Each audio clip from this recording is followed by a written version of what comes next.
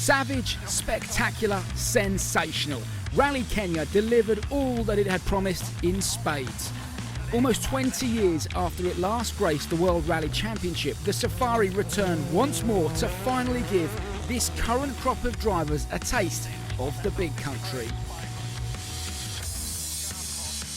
None of them had ever experienced anything like this before. So, with pace notes starting from scratch and roads littered with hazards, there were more than a few heart-in-mouth moments throughout the weekend.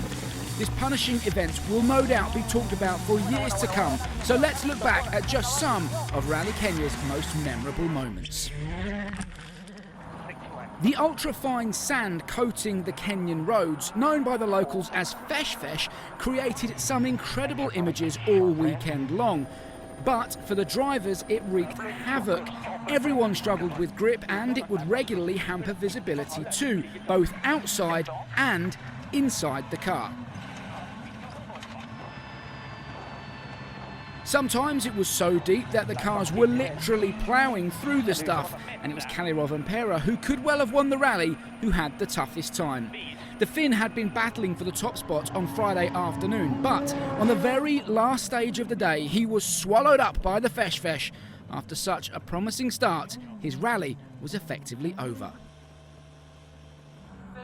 As well as returning to this part of the world for the first time in almost 2 decades, Rally Kenya was notable for a few other firsts. Kenya was only the 4th time that Adrian Fourmeau has been in the seat of a WRC car, yet he showed experience beyond his years to put down another assured performance. He'd never won a stage before, until Kenya's stage 16. Everything came together on Malewa, and a first stage win was a well-deserved reward for this increasingly impressive young driver. It also marked the first stage win of the season for M Sport. Then there was Takamoto Katsuta. By Saturday morning, he was sat comfortably in 2nd place, and after stage 15, he was leading a rally for the first time in his career. Though a relentless Sébastien Ogier would eventually drop him to 2nd, he was not to be denied his first ever podium finish. An incredible result for the Toyota driver. Saturday afternoon, and some ominous looking clouds had begun to gather. And on stage 13, they would add yet another challenge to this most demanding of rallies. The squalls were unpredictable. The first few drivers had nothing more than a few drops on the windscreen to deal with. First on the road, Danny Solo recording what would be a stage-winning time. But once the middle of the pack were underway, things turned biblical. The roads immediately went from slippery fesh fesh to a darker, even slicker surface that the locals call black cotton. Grip was long gone, as was Oitanak's visibility. The Estonian dropped over a minute when he had to stop to clear his misted windscreen. It was full-on survival mode for the second half of the field, and some survived better than others. For 2 days, Thierry Neuville had driven imperiously over the bone-shaking roads. He'd negotiated several wildlife encounters, and even a dramatic tyre delamination couldn't knock him off his stride. But much like the previous 2 rallies, he came away from Kenya with a result that failed to match his performance. Out of nowhere, Neuville was suddenly hemorrhaging time on Sunday's opening stage, dropping almost a minute.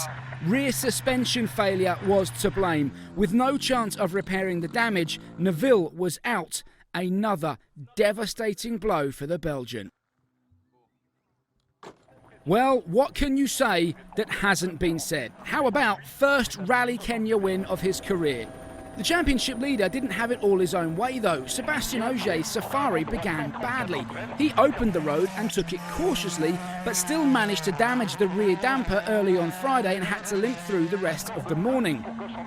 The fight back started in earnest on Saturday as, stage by stage, he clawed his way back to sit in 3rd by the end of the day. But as spectacular as his performance had become, surely a podium finish was the best that he could hope for. Well, in the blink of an eye, the rally was turned on its head. Tyre strategy hampered Katsuta and Neuville was out. Ogier made his own luck and roared through to take an 8-second lead going into the power stage. He was never going to give up that kind of advantage, and he duly closed out the 2021 Rally Kenya in style. An absolutely phenomenal weekend's rally.